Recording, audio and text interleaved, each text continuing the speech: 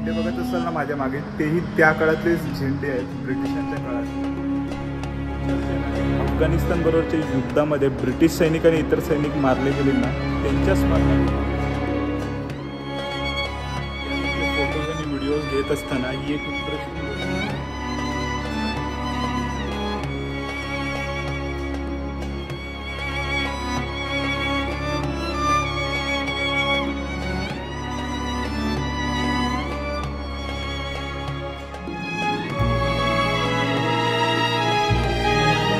त्यांनी आपली संस्कृती आणि आपल्या वास्तू किती उत्तमरित्या मेंटेन करून ठेवल्या आहेत हे यावरून कळते. 1836, 1840, 1850 मध्ये बनलेल्या या वास्तू